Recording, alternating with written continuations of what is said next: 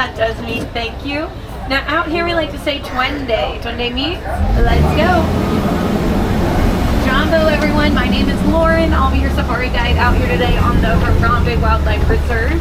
And I do have a couple safety reminders. Please make sure we are remaining fully seated at all times. Even when my truck is stopped, please stay seated for me. Lap sitters are definitely included in that. Remember that you are not Rafiki and your child is not Simba, and we are not trying to remake the live action Lion King, so they will need to remain seated in that same lap as well. Now we are entering the Little Aturi Forest. Animals are usually quite shy out here, but as we make this turn, I'm seeing a bird up here on the left at the top of the hill. It's going to be black and white. That's the saddle-billed stork. Now the saddle-billed stork is going to stand up to 5 feet tall, and they have a wingspan of 9 feet wide. There's another one up ahead if you missed it. We can tell the difference between males and females by looking at their eye color. Females will have yellow eyes, whereas the males will have brown eyes. Now over on the right side, we're going to see an animal with some striped legs. It's going to disappear behind the tree, but then we'll see it again. That is the okapi. Now because of their striped legs, a lot of people think they're related to a zebra, but they're really not. Their closest relative is actually going to be a giraffe, and we can tell this by looking at their facial structure as well as the shape of their ears. Now they will also have a long prehensile tongue just like the giraffe does, and the okapi's tongue is actually long enough that if it really truly wanted to, it could lick its eyes or its ears.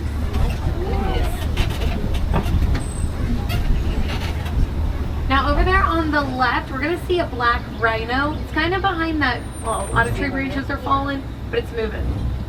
Now black rhinos, they are going to weigh around 3,000 pounds, and they can charge up to speeds of 35 miles per hour. They do have a prehensile pointed upper lip, and that allows them to pluck leaves off of the branches around them. Now they are pretty solitary animals. We won't really see these black rhinos hanging out with other animals, or truly really any other black rhinos. They just enjoy having their alone time.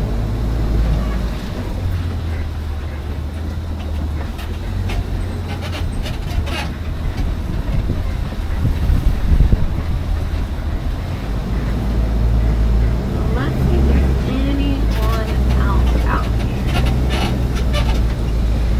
I'm not seeing too many more animals, but the ones that we did see, they do rely on that thick and lush forest for survival. So we just ask that you're using your paper products responsibly with everyday acts like reducing, reusing, and recycling paper and plastic waste. We do want to help keep those animals' homes alive and thriving for years and years to come. Now we are heading over to Safi River. Out here, animals like to hang out in the water and around the water. Let's see. Oh, I'm seeing a white and gray bird with a really long beak. This is the pink-backed pelican. Now the pink-backed pelican gets its name because during mating season, they have a pink spot that shows up on their back. It's almost like they're blushing. Now their pink spot, it's not actually their feathers that are turning pink, but it's the skin underneath their feathers. Now on the left side, this is what we like to call a bloat. That is what we call a bloat. It's a group of hippos. Now hippos do spend the majority of their day fully submerged in water because that's how they like to keep themselves cool. Now we won't really see them swimming in this water to get around. A hippo's preferred method of travel will actually be to sink all the way down to the bottom and run or walk across the floor. Now they can do this because hippos can actually hold their breath for up to 8 minutes while they are fully submerged in that water. Let's see, up ahead on the left side, we're going to see the Nile crocodile. A couple of them hanging out back there. Now on average, these crocodile are going to be around 16 feet in length, and typically they will weigh close to 500 pounds. Although, we have seen times where they have gotten up to 20 feet in length and weighed 2,000 pounds. Now it's not super common for them to get that large, but it is something that can happen. Now their normal diet will mainly consist of fish. However, they are opportunistic predators. That means they are going to eat whatever is unfortunate enough to walk right in front of them. And they can do so because their bite is 2,000 pounds per square inch. That is going to crush nearly anything and everything that they come into contact with, and that includes bone. We don't like spending too much time with them.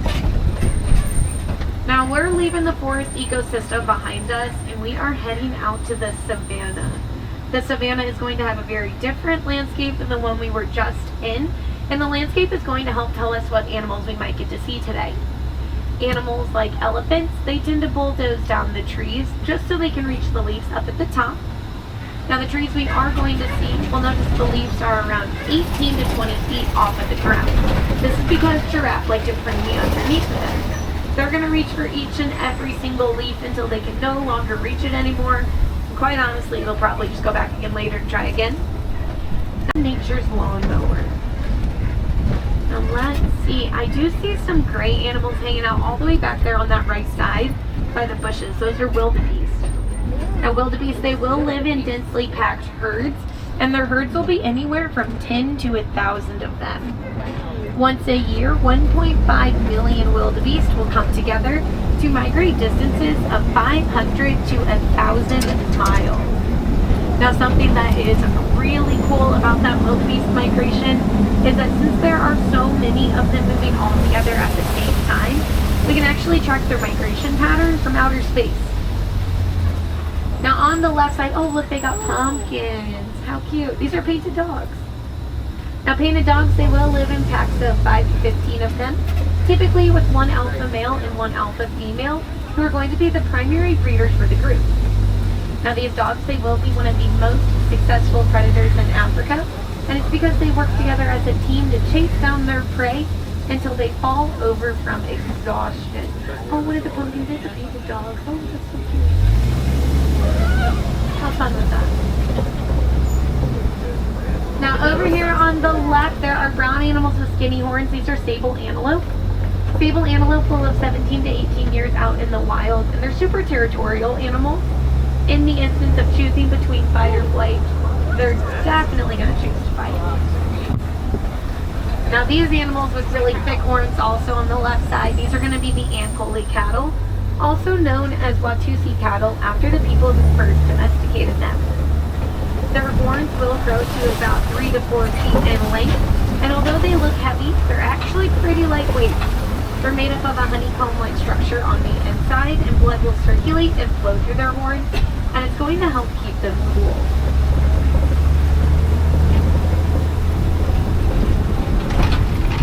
Now I am seeing the Hartman's Mountain zebra over here. There's one that's going to be nice and close to us. Now a typical herd of zebra is going to consist of 1 stallion and 2 to 5 females and their calves. But they are very social and very friendly animals, so if these zebra do run into another herd, they're all just going to join together. And that herd of zebra will be called a dazzle. It's my favorite group name. Now baby zebras, there are 2 babies hanging out over here. They're going to imprint on their mothers, learning her striping pattern so very well that just in case they do find themselves in that larger dazzle, they will be able to spot their mom out immediately. And it's because no 2 zebras have the same striping pattern. It's unique to each and every single one of them. Now something very specific about this species of zebra is that they will have the largest heart out of any of the zebra species, and it's because they live in those mountain areas. It's going to help regulate their body temperature, help with blood flow, and even their breathing. Overall, it's just going to give them a better quality of life. There are those 2 little babies over there.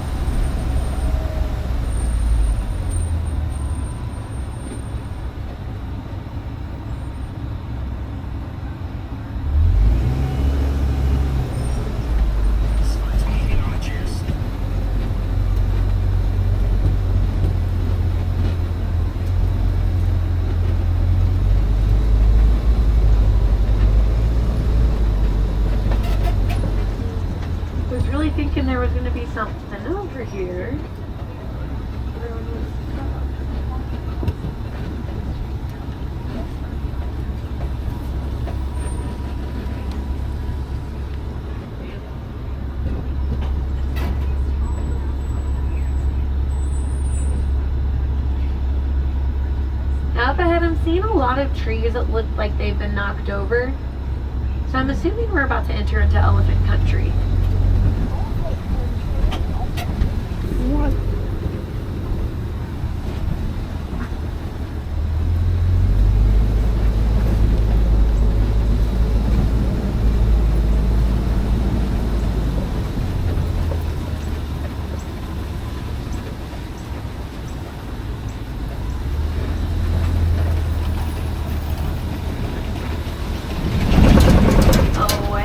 Right, I see an elephant over there on the right side. We're gonna go up ahead a little bit more so that we can try to get past those bushes.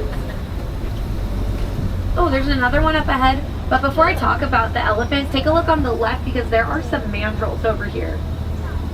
Now, mandrills are the largest monkeys in the world, and we do know that they're monkeys. Oh, they have a pumpkin too. We do know that they're monkeys and not apes, and it's because they have tails. Apes aren't gonna have tails. Male mandrill typically are going to weigh around 100 pounds and females only around 30 to 40. They are known for that blue and red coloring on their face. And when that male mandrill gets more excited, the colors will become even more exaggerated. They're one of the monkeys Rafiki is based off of. There we go. That's a really good view of that elephant over there.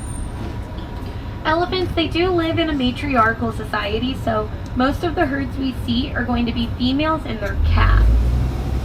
Now, when a male elephant reaches around 10 to 14 years old, they're going to go off on their own. They are some pretty solitary animals, but we will sometimes see them forming bachelor groups. Now, they are not too loyal to these groups. If the vibes are off and they're really not feeling it anymore, they're just going to go back off on their own again. And they're completely fine with that.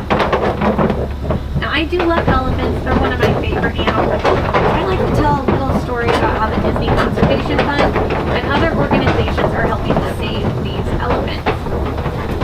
Through research with elephants, we've learned that they're afraid of bees. Now, they're not exactly afraid of the bee's sting. They're actually afraid of the sound. Elephants have really good hearing. So if they hear bees within the area, they will let out a little call to all of the other elephants saying, "Stay away, do not come near, there are bees right over here." Now, with that knowledge, we have helped farmers in Africa build beehives on their fences. This is going to help protect the farmers' crops because elephants won't come walking through there anymore. They won't eat all of their crops. That's amazing. But not only is it helping to protect the farmers' crops, it's helping to protect these elephants. Elephants are poached for their tusks that are made of ivory, so we really don't want to see them around too many people. We don't want those people spreading the elephants' whereabouts, the wrong people overhearing it and putting these elephants in danger. So these beehives, they are going to keep the people where the people need to be and those elephants right where they need to be, which is very far apart from one another. Now, those farmers, they are also going to get another source of income from these beehives because they get to sell the honey. So overall, it's just a big win-win for the farmers and the elephants. Now, we did see that first elephant flapping its ears back and forth. There's another elephant walking this way. Now, the reason the elephants flap their ears back and forth is because that's how they keep themselves cool. They have all of these blood vessels that are running behind their ear, and that flapping motion that they do gets that blood flowing and moving, and it actually cools the elephant down by 15 degrees. Pretty impressive. I kind of wish my ears could do that.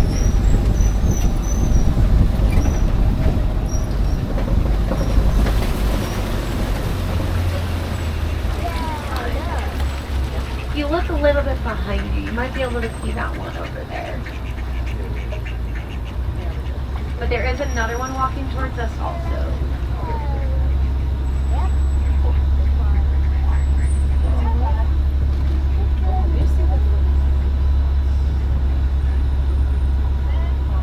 Now, it does look like we're approaching a flamboyant. This is what we call a group of flamingo. And these flamingo are the greater flamingo. When they hatch, they are going to be a soft gray color. And it takes about 2 to 3 years of them eating their diet of brine shrimp, which is high in beta-carotene, for them to get to their pinkest of pink. Now, these flamingo, they are going to be the lightest pink of the flamingo species, and also the largest.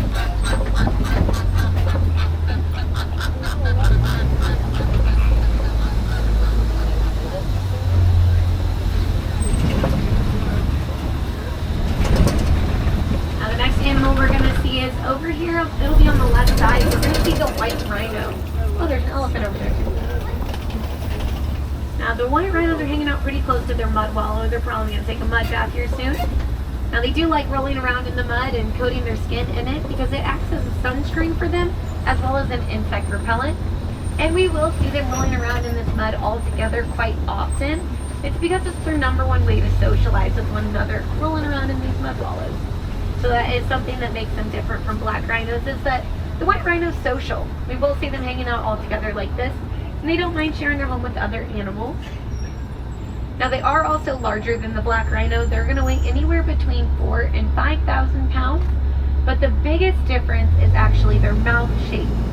The white rhino gets its name from the Afrikaans word white, which actually means wide and not white.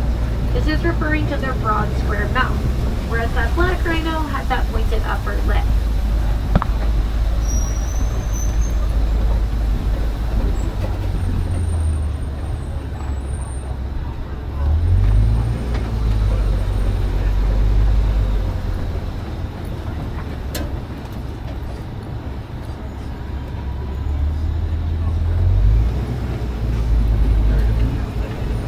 If you look on the right, do you guys see that brown animal over there?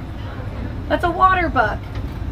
Now waterbucks, they are very sedentary animals. They do not migrate over great distances. Instead, they like to build their home near watering holes. Now if a predator does approach, all they really do to stay away from it is jump in the water and hang out there until that predator leaves. Now they do also drink the most water out of any other antelope, and for both those reasons they get their name, the waterbuck. Now I see a cheetah hanging out over here on the left. Now a group of cheetah is called a coalition, but these are lovely ladies, so I like to call them the cheetah girls. It's just a little bit more fun. Now they're fast. Cheetah run up to 65 miles per hour, and they can reach that speed in just 3 seconds. It's going to last them a few hundred yards. So they are definitely sprinters, not really marathon runners. Now they are unlike a lot of other predators in Africa in the sense that they're daytime hunters. These cheetah have a black stripe on their face that starts near their tear duct and it goes all the way down to their mouth, and that black stripe will actually help reflect the sun for them. It's like a built-in pair of sunglasses, or if you enjoy watching football or baseball, it's like the eye black players wear. It's all doing the same thing. Oh, the lion's roaring. Can you hear it? Oh my goodness.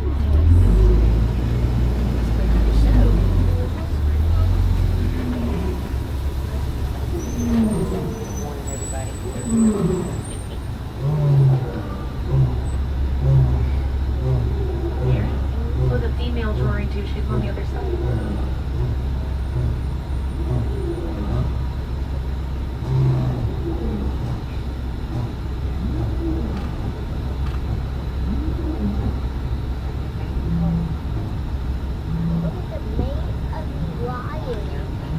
She's still going.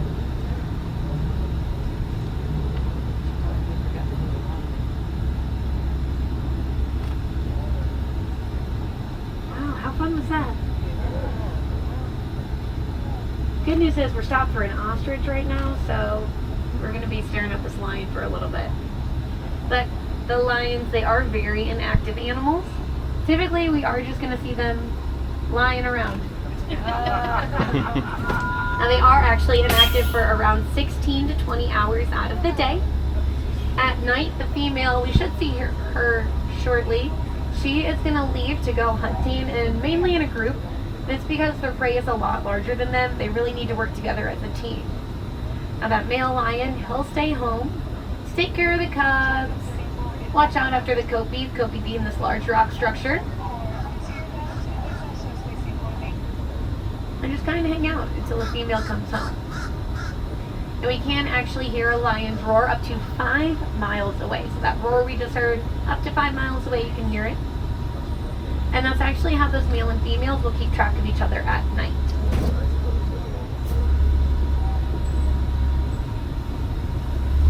Let's see if we can find the female.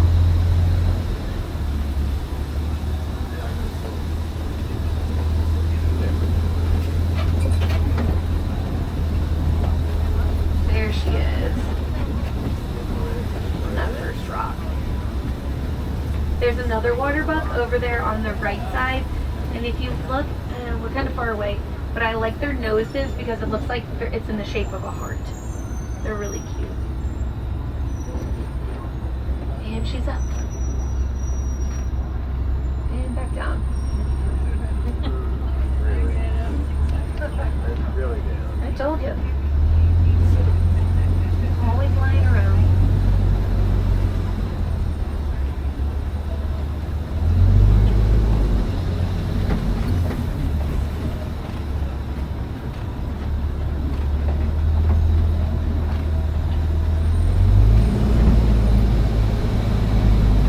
Now lions actually do have a very quick digestive system. They can gorge themselves and go for seconds in just a couple seconds after that. It does not take them long to digest and want to eat more food. They're eating a lot quite often. Now up ahead, I am seeing some warthogs. Stop for an ostrich. And the warthogs are going to be over here on the left side. They're roaming around right now, pretty good view. They are the largest burrowing mammal, but typically we don't see them digging their own burrows from scratch. Oh, there's one in the burrow. Now they do typically just find old aardvark burrows and natural burrows in the ground. Then they use their super sharp tusk as well as their snout and their feet to dig their burrows just a little bit deeper, just to make them their own homes.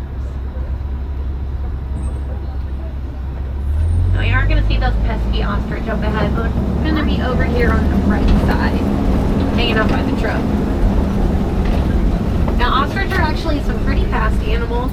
They will run up to 45 miles per hour, and one single stride from an ostrich will be anywhere between 10 to 16 feet in length. Now they are flightless birds, but we will sometimes see them using their wings while they run. If they have their wings spread out, that's how they're going to maintain their balance as well as change direction in a moment's notice. Now there is a common misconception that they will bury their heads in the sand when they're frightened. That's because sometimes, not too often though, they'll lower their necks down to the ground in order to appear more like a rock, kind of like an inanimate object, and less like an animal. Typically though, if an ostrich is really that frightened, they're just going to go running away. It does look like we are heading over to Magadi Glen, and Magadi Glen is going to be home to the Warden's post. Now I do want you guys to think all the way back to that story I was telling you earlier about elephants and bees. The Warden is actually building a beehive right out front. It's going to be this large yellow structure that we'll see. Now in my opinion, I do think the Warden has the most adorable livestock. We're going to see the Nigerian dwarf goats. Looks like they're hanging out front. Now although these goats may be small, most of them are going to be adults. They do make great livestock for the farmer because of their size. They really aren't taking up a whole lot of space, but also because they are going to eat a lot of things other livestock won't and won't be able to. This is because they are ruminants. That means their stomach has 4 separate compartments in it. It really helps with their digestion, and it's also kind of what gives them their pot belly-like shape. Now they do spend most of their day resting and eating. Those goats are very playful and social. They love running around all together, and they enjoy meeting all of you. Which is why you, my friends, have the opportunity to get up close and personal with those goats, as well as some other livestock, over at Rafiki Planet Watch in the affection section. And not only can you just pet some goats over there are reptiles and insects for you to view. The animal hospital is also out that way. You never know what you're going to see. Every day there is something new going on. And there is an animation experience where one of Disney's animators will teach you how to draw one of your favorite Disney animals. Now the first train will depart at 9:30 today, and the last train for the day will depart at 4:30. So if you're wanting to head out that way, I recommend you go sooner rather than later. You definitely don't want to miss out on all of that fun over there. Now my friends, we are making our way to that last and final stop. Now would be a good time to take a look around, make sure you have all of your belongings with you. It is a very long journey back to Africa. Please don't leave anything out here with me. And if I have any wilderness explorers on board, you are on the Simba 1. That is the SINBA with the number 1 right after it.